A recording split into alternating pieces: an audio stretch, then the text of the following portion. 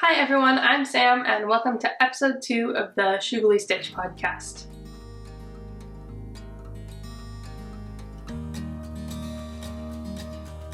Hi everyone, welcome back to my podcast where I talk all about knitting, spinning, and general craftiness. I'm Sam and I'm based in central Scotland where I live with my partner and our dachshund puppy. Thanks to those of you who watched my first episode and left likes or comments or anything like that. And yeah, I'm just going to keep going with this and see how it progresses. So I'll start off with what I'm wearing. And you can't really see the detail very well. And I'll stand up quite quickly here so you can get a sense of it.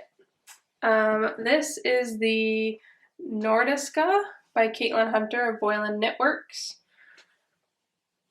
And it is a top-down raglan v-neck kind of swancho, I guess, or very deep raglan. I'll put in a better picture so you can see. This is the Nordiska.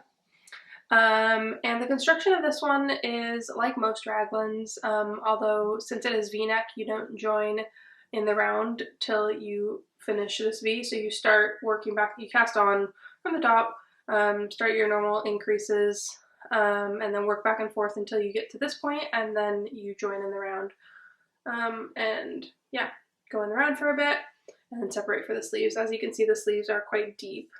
It's almost more of kind of a swancho shape, sweater poncho, which is how Caitlin does a lot of her patterns.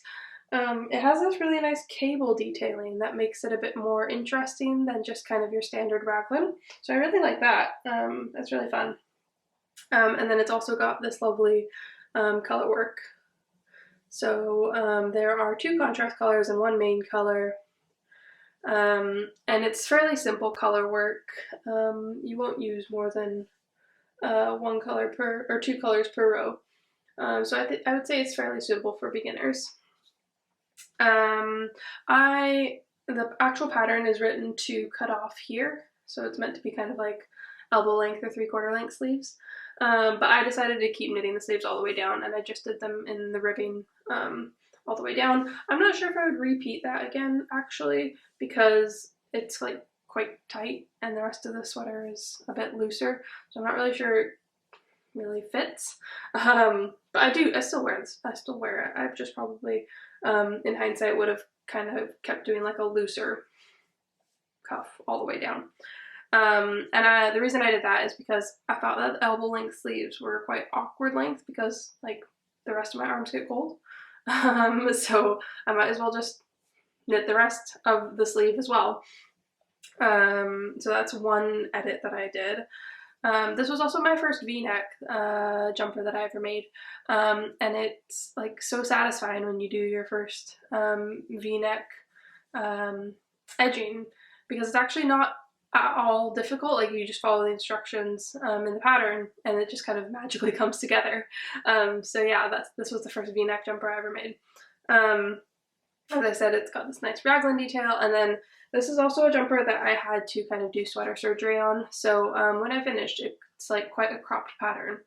I wasn't really I wanted it to be longer, basically, is the long and the short of it. So I like cut out a row just above the color work, and then I picked up the stitches below and after the row that I was going to cut out that row, and then I knitted it longer, and then I kitchenered it back together. And you mostly can't tell. Like, I can tell when I look closely because I know what I'm looking for, and the tension's maybe just a tiny bit off, but like I wouldn't think you could tell at all if you were standing at a distance and looking at it. I knit this in, I think it was the Uncommon Thread Tough Sock. I don't know the colorway because they have quite a lot of gray colorways. And I knit this back in either, I think around about 2018 or 2019 maybe. So it's been a good wee while. So I don't remember the exact colorway, but it's held up really well. Like, it's a bit fuzzy, but it's not especially pilly or anything. So yeah, the Uncommon Sock is the majority, the main color, the light gray, and then the dark gray is Cascade Heritage Sock, And again, that's done fine. I mean, they're both superwash yarns, but it didn't bag out or anything. And then the yellow was a really nice, like, local farm yarn to where my parents live, from a farm called Old Homestead Alpacas. And it's just a kind of really cheerful, bright yellow. And I wouldn't use alpaca for color work, like for the whole sweater, but because it's just a few contrast colors, it turned out okay. You can't really tell, like, it's not affected the construction or like the drape of the actual jumper. So yeah, that is what I'm wearing. I don't actually have any finished objects, and I don't have much progress on most of what I talked about last time, and I will explain why shortly. So basically, well, I'll explain why now, actually. Basically, I was, shortly after filming the last episode, I was scrolling through Instagram and saw that Nervous Fiber, Charlotte at Nervous Fiber, was looking for sample knitters. She's a dyer who's like who's fairly local to me. She's based in Glasgow, and I've met her briefly at a few yarn festivals before. So I jumped at the chance, and I have mostly been working on a sample knit for her. So I'll show you the yarn. So I'll show you the yarn first, and I guess this is kind of an acquisition, but not really, because I'm not keeping the end product. But this is the yarn, and I think it's showing up fairly accurately. On camera, it's maybe a bit more orange on camera than it is in real life. It's kind of this rich yellow, brown, with hints of kind of rust color. I think she maybe calls it buttered. And this is a merino DK. I think it's a merino nylon DK and a Surrey silk, Surrey alpaca silk. I'll put the proper names down below. But it's really, really soft, and obviously you can use the Surrey as a mohair substitute. So I'm really enjoying working with that so far. So the sample knit that she was looking to have done was the Seasons cardigan by Ozetta. And actually, Ozetta is a fairly new designer to me. Maybe I'm just not on top of things. I hadn't really come across her until maybe like a month ago. But she does have a lot of like interesting kind of basics, is what I was thinking. So when I saw that Charlotte was looking for one of her cardigans, the Seasons cardigan, to be one of her sample knits, I was like, well, that's a perfect chance for me to like try out a new designer to me. So that's what I've been working on. I think I started January, like the week of January 18th or so. So let me show you. This is how far I have gotten. So it's a really interesting construction. It's again a raglan, but it is a half fisherman's rib, which seems to be a texture that's coming up a lot for me lately. I don't know why. But yeah, it's half fisherman's rib, and you actually start at the top here. You start at the neckband. So here's the neckband in the back, right? You start here in the middle, and you knit, I don't know, like 4 or 5 inches, 4.5 inches, I think the pattern calls for, in one direction. And then you pick up stitches where you cast on and knit in the other direction. So you've got like a 10-inch neckband that'll eventually end up like on the back, on your neck. And then you pick up stitches along that length. So you've knit like from here to here, and then perpendicular to that, you pick up these stitches here along the back. And so then you start knitting kind of like across the neckband and then across the back and the opposite neckband. I hope that's like clear. It's really hard to explain, but it's a really different construction. So your neckband wraps all the way from basically like this raglan in the front all the way around the back to this raglan here. Like that's the bit that you knit flat. That's the length that you knit flat, of the neckband before you start picking up stitches. So then you pick up stitches for like the shoulder, and then along the back, and for the opposite shoulder, and then from there you start increasing your raglan stitches. So it's knit obviously back and forth the whole time. And the other unique thing is that because it's a half fisherman's rib, but this front like button band slash neckband that kind of runs into its, the neckband runs into the button band, it's continuous. You keep working that part on smaller needles, which is why I've got like tons of needles hanging off here. She says in the pattern to use double pointed needles, but I don't have double pointed needles with me because I don't really like using them. So I've just used a long circular needle, and it's just kind of dangling off and keeps those stitches on hold for the button band. So yeah, I have so far completed 2 buttonholes. I'm about halfway to the 3rd buttonhole, so I'm making really good progress for me, and that's because I've basically only been working on this, which is also really unusual for me. I tend to work on multiple projects at once. So it turns out if you work on only one project at a time, you make a lot of progress. So yeah, I think it's going to be really super cozy when it's done because it's that half fisherman's rib texture, and it's also got that suri alpaca in it. It's really soft.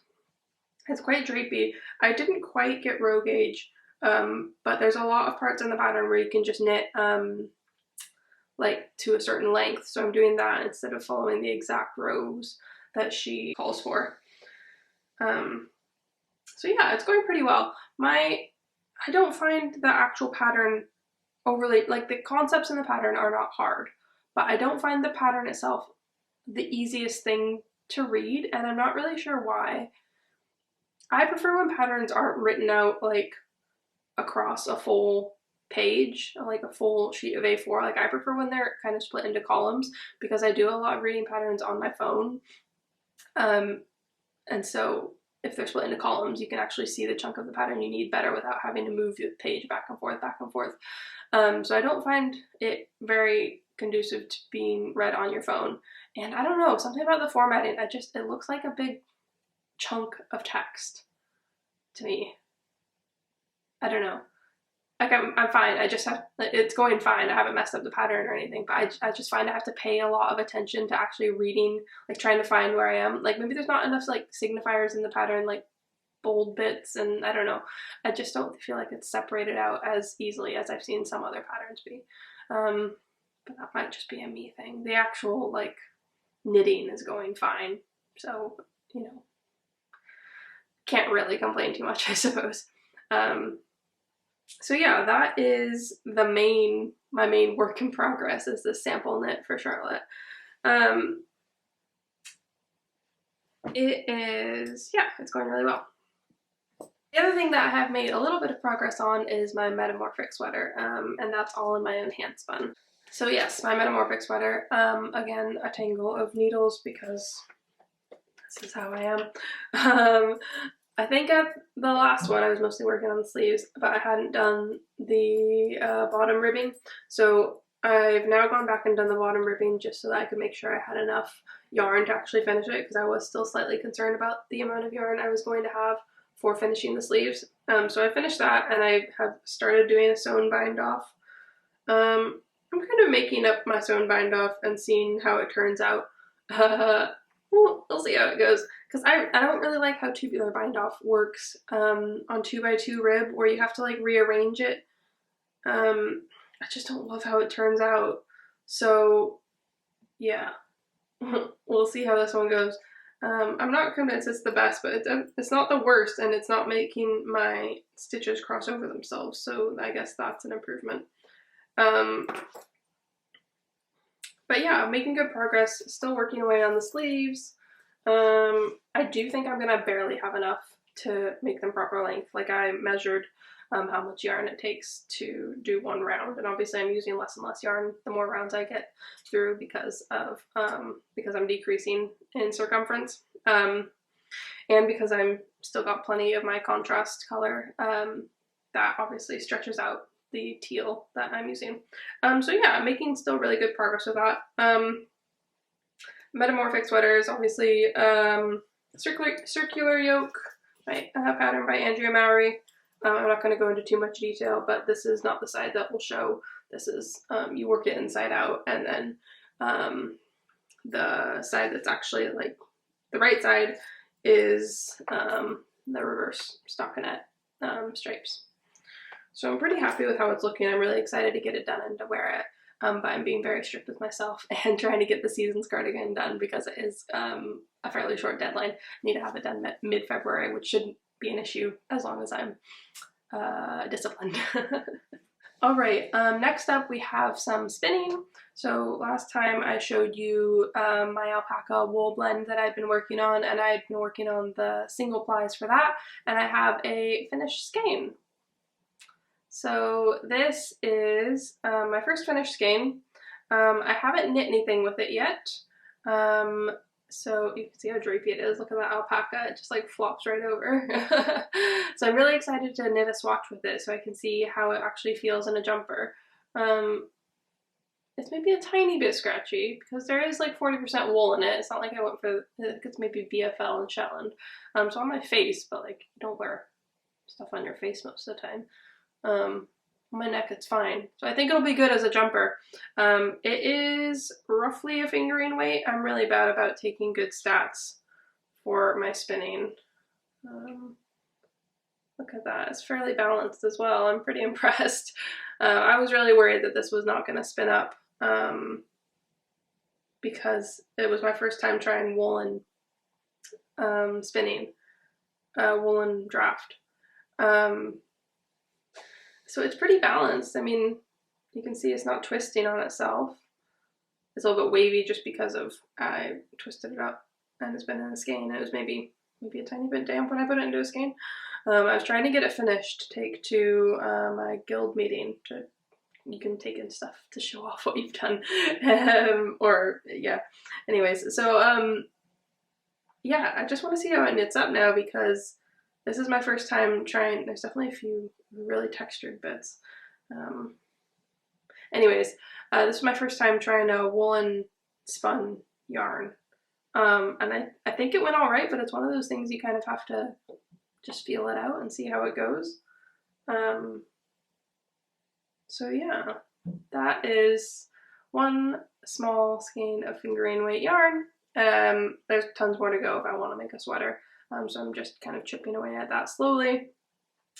It'll take a wee while to get through. It's not the most exciting thing like color-wise, so I foresee myself mixing in some other spins in there as well, just for a bit of variety. But yeah, I'm pretty happy with how it came out. I ended up doing a 3-ply. So that is that.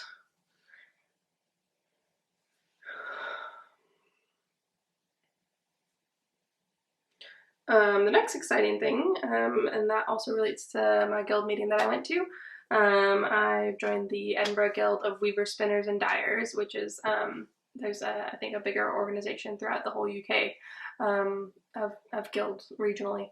So it's a really good place to go to meet other people in real life that actually do those crafts, and a lot of the members have been spinning, dyeing, weaving, etc. for longer than I've been alive. So they're really, really knowledgeable if you have questions about anything related to those particular crafts. So one thing that we did at our last meeting, we were going to have a spin-in and like a mystery fiber exchange as well. So you could bring 50 grams of fiber wrapped up in a mystery parcel, and everyone would swap. And so I wanted to participate, but I do not have a hugely travel-friendly wheel. It's a fairly big Saxony style wheel. It's the Ashford traditional. And it's fine for like in the house. It doesn't take up that much space. I can just leave it kind of in the side of our living room. But for actually traveling and like putting it in my car and like getting it in and out of the hall, it's just a bit of a faff really. So I asked if anyone had a drop spindle that I could borrow because I have actually never used a drop spindle. Since I got the wheel, I kind of skipped over the drop spindling part of things. So I spent that Saturday learning how to use a drop spindle with my mystery fiber, and I've got that to show you. So this is the fiber that I got. It was this kind of emerald green, and this is all that's left. I've made quite good progress. And this is the drop spindle. and it's really full. The cop's gotten quite big, but I'm trying to just get like this last bit of fiber on there because why not? It's this full already, and I've only got one drop spindle, so I don't really want to have to like take it all off and then just do the last little bit. So I don't really know what how full you're supposed to make it. This is how full I've made it. It's still going fine. I'm not spinning like super fine. I mean, it's not super thick, but it'll probably make, depending on if I do a 2-ply, it'll probably be DK to worsted. Yeah. So I haven't fully decided what I'm going to do with it, but because it was just kind of like a learning experience, I wasn't really going for a particular end result on the fiber.